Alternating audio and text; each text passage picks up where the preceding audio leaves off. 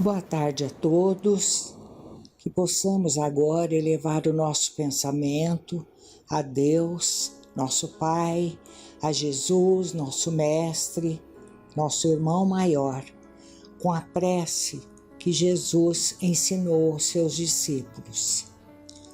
Pai nosso que estais no céu, santificado seja o vosso nome. Venha a nós o vosso reino.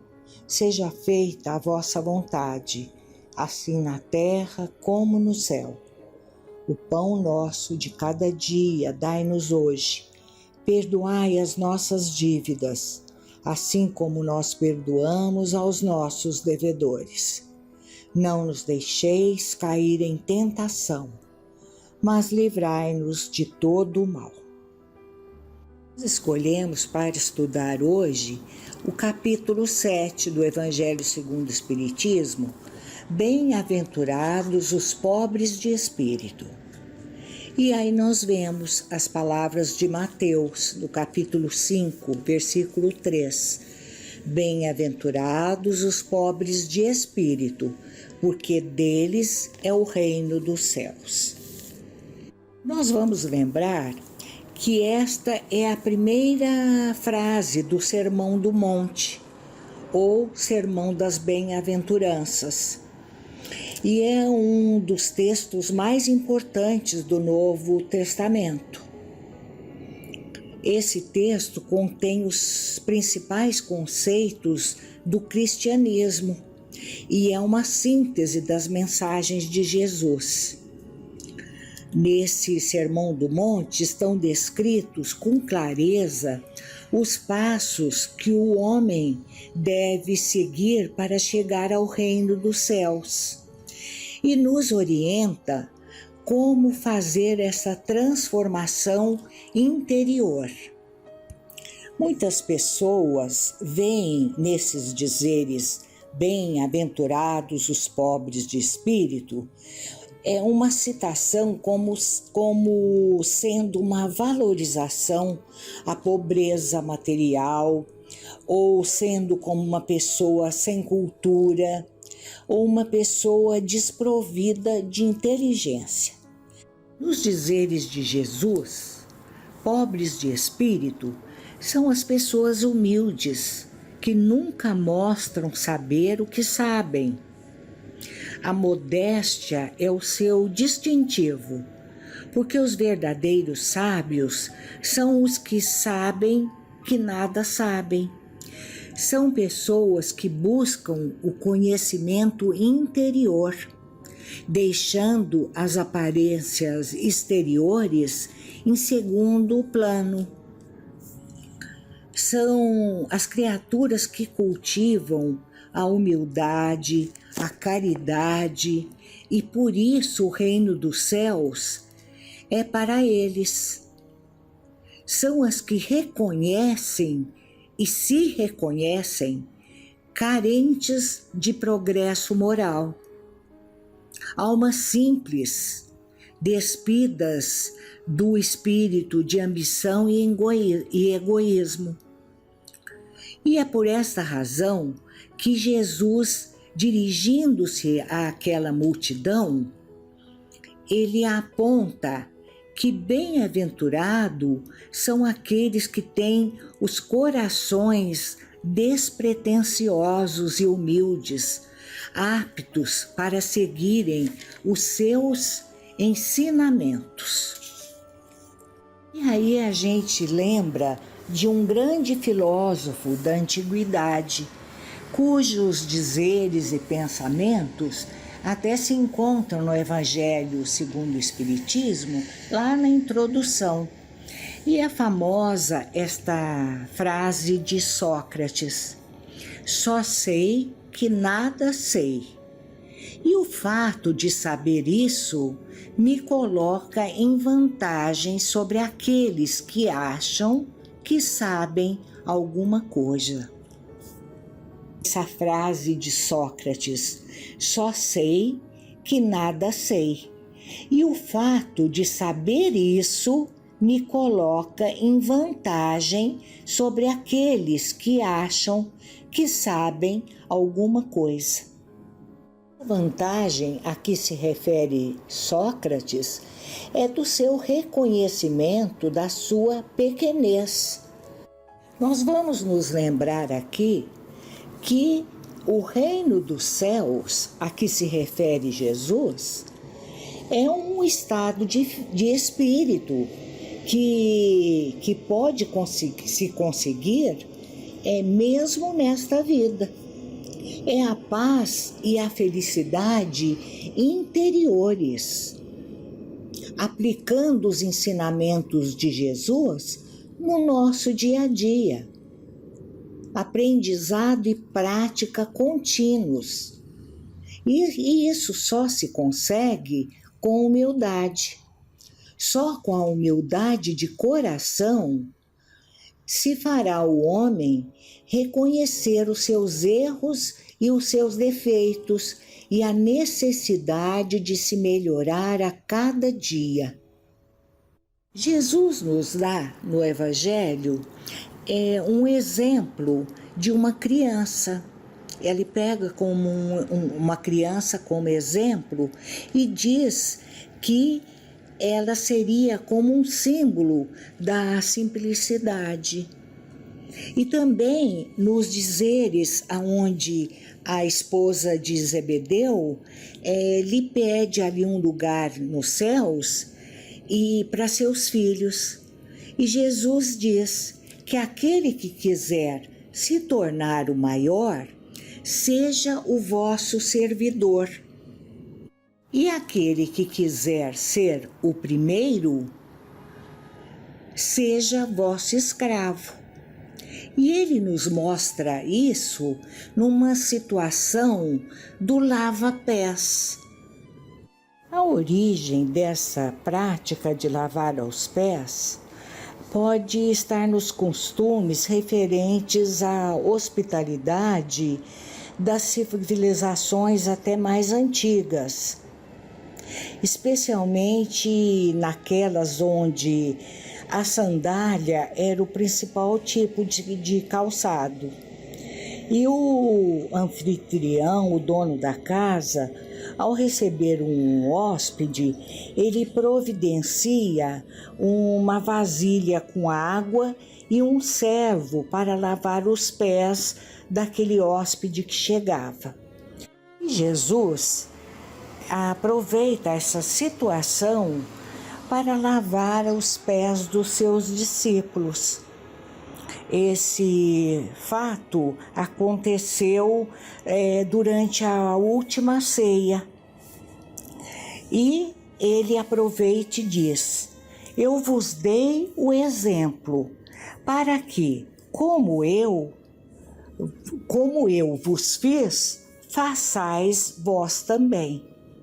Na verdade, vos digo que não é o servo maior que seu senhor, nem o enviado maior que aquele que o envia. Se sabeis destas coisas, bem-aventurados sois se as fizeres.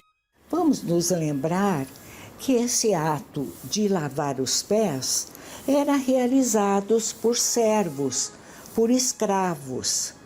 Então, ao Jesus praticar este ato de lavar os pés dos discípulos, ele deu a lição, o exemplo de humildade. Jesus diz que o Filho do Homem veio para servir e não para ser servido.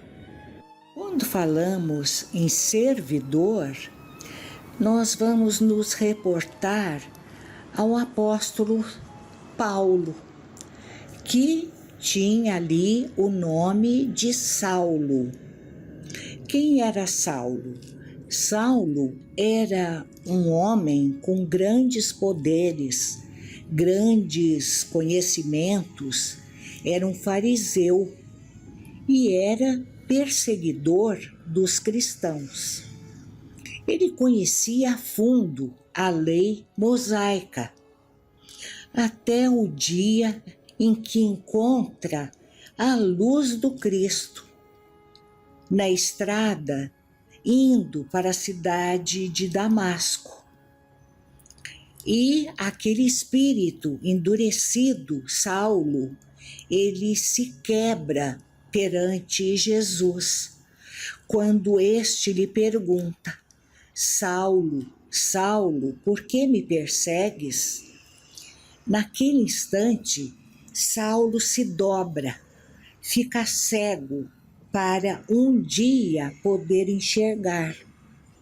Saulo abre mão de todos os poderes, dos amigos que tinha, dos grupos sociais a que pertencia e cai em si.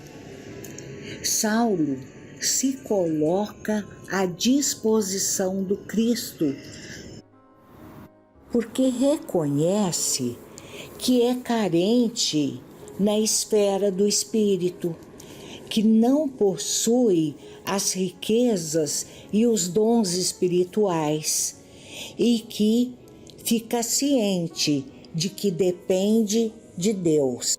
Paulo entende perfeitamente os dizeres de Jesus quando este disse que aquele que quiser se tornar o maior, seja vosso servidor. E aquele que quiser ser o primeiro, seja vosso escravo. Outro pensamento também fundamental se encontra nessa outra máxima: quem se rebaixa será elevado, e quem se eleva será rebaixado. Nos voltando para o Evangelho segundo o Espiritismo, no item 6, nós vamos ver que o Espiritismo vem confirmar os ensinamentos, exemplificando-os e mostrando-nos que os grandes no mundo dos espíritos são os que foram pequenos na Terra. E frequentemente são bem pequenos lá aqueles que foram os maiores e os mais poderosos na Terra. É que os primeiros levaram ao morrer aquilo que faz unicamente a verdadeira grandeza no céu e nunca se perde, são as virtudes, enquanto os outros tiveram que deixar o que fazia sua grandeza na terra e que não se leva: a riqueza, os títulos, a glória, a nobreza. Não tendo nenhuma outra coisa, chegam ao outro mundo, ao mundo espiritual, sem nada, como náufragos. Náufragos, aqueles que sofrem um acidente marítimo, E infelizes, porque perderam tudo e conservam apenas o orgulho, que torna sua posição atual ainda mais humilhante, porque veem acima deles, resplandecentes de glória, aqueles que humilharam na terra. E Jesus, ao dizer que o reino dos céus é para os simples, ele quer dizer que ninguém será lá admitido sem a simplicidade do coração e a humildade de espírito. Que o inculto que possui estas qualidades será preferido, e não o sábio que acredita mais em si mesmo do que em Deus. Jesus sempre colocou a humildade entre as virtudes que nos aproximam de Deus e o orgulho entre os vícios que nos distanciam dele. Isso ocorre por uma razão muito natural. Enquanto a humildade é um ato de submissão a Deus, o orgulho é uma revolta contra ele. Mais vale, pois, para a felicidade futura, o homem ser pobre de espírito, no sentido do mundo, e rico de qualidades morais. Todos esses dizeres de Jesus, essas máximas, são a consequência do princípio de humildade, que Jesus não cessa de colocar como condição essencial da felicidade prometida aos eleitos de Deus, e que formulou por estas palavras: bem-aventurados os pobres de espírito, porque deles é o reino dos céus. E assim nós encerramos, desejando a todos uma ótima semana, com muita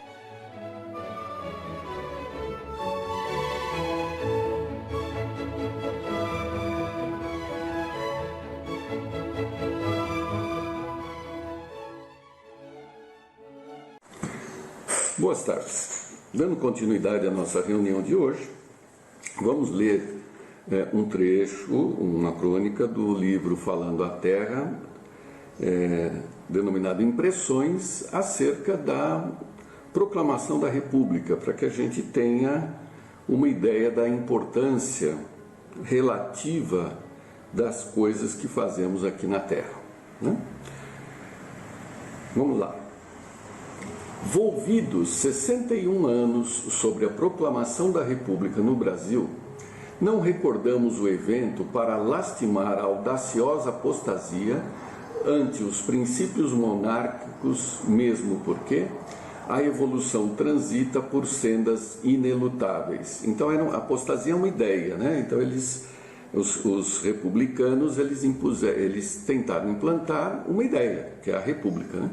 Isso que é apostasia, a audaciosa apostasia.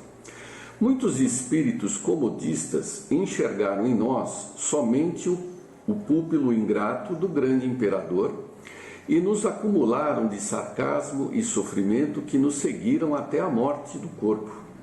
Mas outros tantos, quantos nós mesmos, conseguiram reconhecer no homem pequenino que as circunstâncias arrebatavam ao anonimato o simples instrumento do progresso renovador. Então, à época, o imperador Dom Pedro II foi tido como uma pessoa não grata, porque ele representava a monarquia e os republicanos queriam trazer essa ideia e, por isso, depuseram Dom Pedro II, que, na verdade, pela doutrina, nós sabemos ser um espírito de evolução expressiva para dar equilíbrio ao nosso Brasil. O povo determina os acontecimentos e os acontecimentos se encarnam nos homens que o representam. Quantas vezes o eleito da multidão paga o imposto do sacrifício ou da morte pela escolha que não pediu ou pelo título que não disputou? Não comparecemos, pois, à tribuna que o Espiritismo nos oferece para lamentar o passado ou repisar mágoas que a memória humana ainda não esqueceu. No intuito em rememorando a consagração definitiva dos nossos ideais republicanos, é o de alongar os olhos mais ao centro das nossas realidades essenciais. Indubitavelmente, na hora de emancipação do poder, não seria lícito buscar outros padrões para a constituição orgânica da comunidade nacional, senão naquelas fontes visceralmente democráticas que os povos avançados nos ofereciam.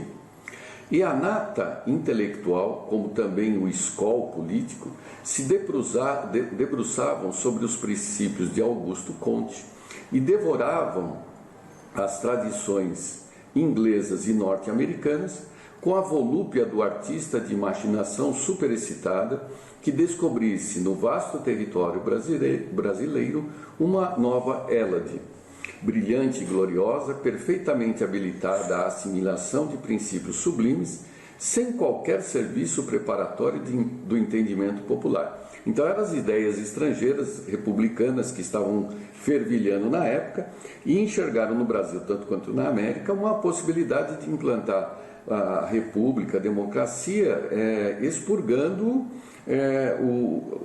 a velha monarquia, né? Sem que houvesse uma adesão popular. Ele continua. Proclamada a República e lançada a Carta Magna de 91, é que reparamos a enorme população ruralizada, a disparidade dos climas, a extensão do deserto verde, as tragédias do sertão, o problema da seca, a necessidade de uma consciência sanitária na massa popular, os imperativos da alfabetização, a incultura da liberdade, a escassez de sentimento cívico, a excentricidade das comunas municipais e o espírito ainda estreito de numerosas regiões. Ao proclamarem a República, aí caiu a ficha de que o país é formado por um conjunto de problemas muito peculiares, né? É algo que não mudou, em parte, até hoje, em algumas situações. O programa compulsório, quer dizer, imposto do país, não poderia afastar-se da educação nos mínimos pontos. Entretanto, tecêramos precioso manto constitucional com frases e textos de fina polpa democrática, quase impraticáveis além dos subúrbios do Rio de Janeiro. Cabe-nos confessar hoje, honestamente, que ignorávamos a nossa condição de povo juvenil, com idiosincrasias que não pudéramos perceber. Em vão, tentamos os transplantes das árvores ideológicas da Inglaterra, da França e da Suíça para a nossa gleba político-administrativa, de vez que o conceito de Estado não passava de ideia pragmática em nossa mente coletiva, ainda incapaz de vivê-la no trabalho e na responsabilidade, no pensamento e na emoção dos povos que se ergueram para tomar as rédeas dos próprios destinos. Então nós não tínhamos uma maturidade, né, popular para poder implantar aquelas ideias que estavam na cabeça de apenas alguns. É por isso, em mais de meio século, ele está dando essa mensagem, né, mais de meio século depois da proclamação, temos agido e reagido através de continuadas experimentações, tendendo, como é natural, para a centralização do governo, contra a expectativa de quantos sonham com o puro parlamentarismo britânico para as nossas realidades imediatas. Ele está falando da década de 50 do século passado. Nossa palavra, contudo, não expressa desilusão ou desânimo.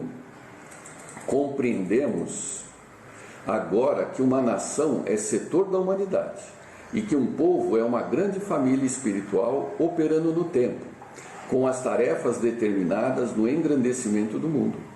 A República foi descerrada ao espírito brasileiro na hora certa. Se esse é verdade que pecamos por incapacidade de supervisão das nossas exigências objetivas, não é menos certo que cada coletividade, quanto cada indivíduo, desfruta o direito de evoluir e, consequentemente, a prerrogativa de experimentar e de errar, no sentido construtivo, pavimentando o próprio caminho de acesso aos mais altos valores da civilização. Apaixonados presentemente pela obra de educação e assistência, antes de quaisquer conquistas novas em matérias de liberdade públicas, aguardamos com alegria a vocação ao retorno à lide carnal para servir a pátria, credora de nosso alto espírito de renunciação.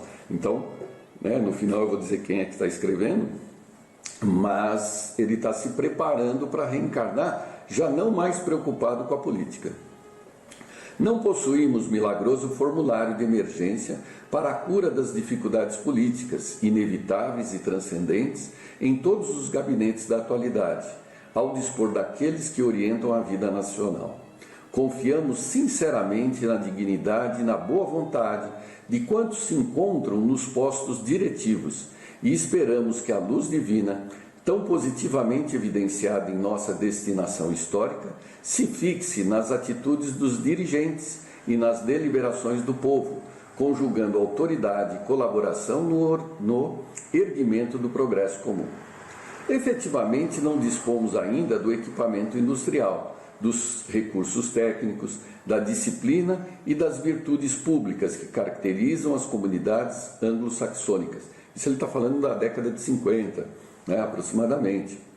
Mas a grande balança do mundo, todavia, acusa em nosso favor uma civilização respeitável ao calor dos trópicos, um potencial econômico inapreciável, a verdadeira noção de fraternidade que podemos definir por base da democracia genética, os instintos de solidariedade humana, o culto sistemático aos ideais superiores, a ojeriza natural pelo nefasto orgulho de raça, o pacifismo construtivo, o respeito tradicional à independência dos outros, a veneração aos tratados e aos compromissos assumidos, a bondade inata, a penetração rápida nos enigmas espirituais, o sentimento religioso na exaltação da caridade, a iniciativa do bem, a colaboração espontânea em todas as obras que colimem em erguer o indivíduo para níveis superiores, o zelo pela justiça, a vocação da liberdade,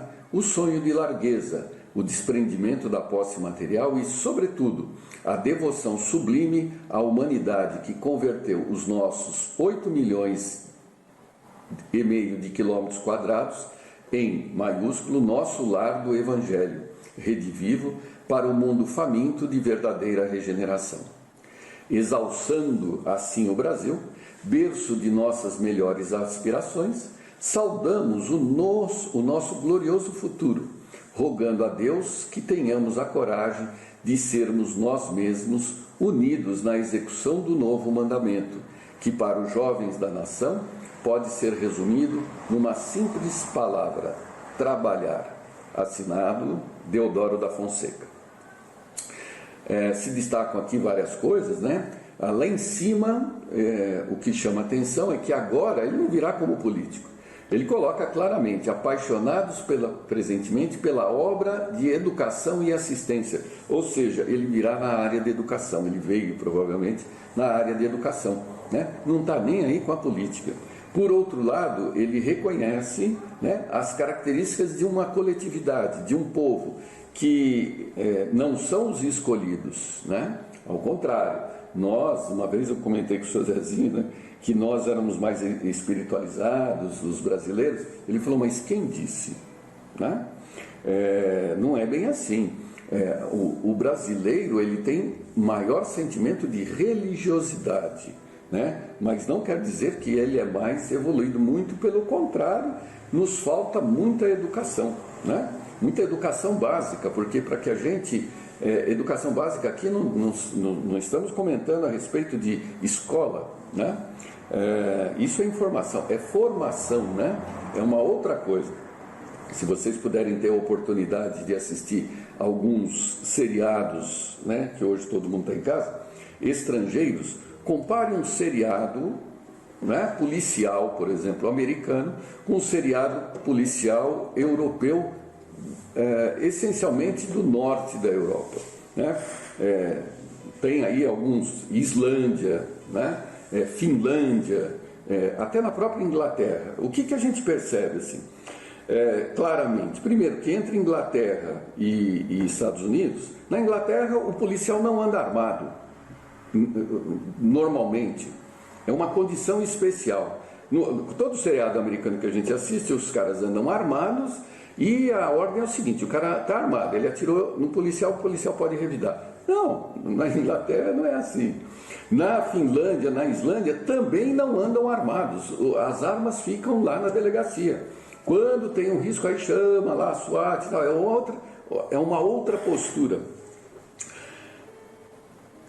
No seriado americano e no seriado inglês, né, um vai visitar o outro, entre eles policiais, a oferta é de cerveja, é de bebida, né? Você pega os seriados finlandês, por exemplo, um chega na casa do outro, ele oferece água ou café. A forma de interrogatório nesses países que eu estou comentando é diferente. O indivíduo senta lá e é um diálogo, né, muito refletido, em que a pessoa acaba falando: nossa, essas fotos aqui é o que eu vi de mais violento na minha vida, né? Uma pessoa lá mutilada. Você pega isso nos Estados Unidos, é uma banalização da violência, né? Aonde é que a gente pode inferir? Toda essa história de armar a população para se defender é uma grande bobagem, né? Porque arma leva a arma. Não, ao contrário, nós não temos essa vocação, né, de bélica, não temos. E é importante que tenhamos essa convicção de que não é a violência que vai inibir a violência, somos espíritas, né? É justamente o diálogo, a compreensão que vai inibir isso. Ah, mas eu não vou, na hora do assalto eu vou conversar? Não, você vai orar, porque está lá inclusive na doutrina, quem sabe no momento decisivo Deus não toca no coração do agressor e aquilo muda. Já comentamos várias vezes, você numa situação difícil, em que está passando por alguma circunstância complicada, se você elevar teu pensamento à casa de Fabiano, os espíritos que lá estão, eles vão até o lugar do evento e ajudam a minimizar todas aquelas consequências, ficando muitas vezes só no prejuízo material, né? Isso que eu estou comentando é em função das características que foi falado a respeito nesse último parágrafo, penúltimo parágrafo, sobre a natureza dos brasileiros. Eles têm sentimento de religiosidade. Apanhamos muito fora daqui, em outros países, cansamos de brigar e pedimos uma encarnação mais renovadora, né? Então nascemos no Brasil sem sobrenomes conhecidos, sem brasões, sem uma série de cargas genéticas e hereditárias de propriedade, de título e etc. E funciona quase como um novo recomeço, nos dando a oportunidade de corrigir. Bendito Brasil, né? E temos aqui figuras que participaram da política, participaram da história e hoje, né, deixando essas condições, estão voltados para o que mais interessa, que é a transformação do indivíduo e do indivíduo que é o próximo, através, basicamente, da educação, né? Então, agradecendo a oportunidade do reencontro indireto, né, vamos fazer a prece que Jesus nos ensinou. Pai nosso que estás nos céus, santificado seja o teu nome, venha a nós o teu reino, seja feita a tua vontade, assim na terra como no céu. Pão nosso de cada dia, nos dai hoje e sempre. Perdoa, Senhor, as nossas dívidas, assim como perdoarmos aos nossos devedores. Não nos deixeis cair em novas tentações, mas livra-nos do mal que existe dentro de nós mesmos, porque é teu o reino, o poder, a glória, a justiça, a esperança e o amor para todos sempre. Que assim seja. Boa semana a todos e até sábado que vem.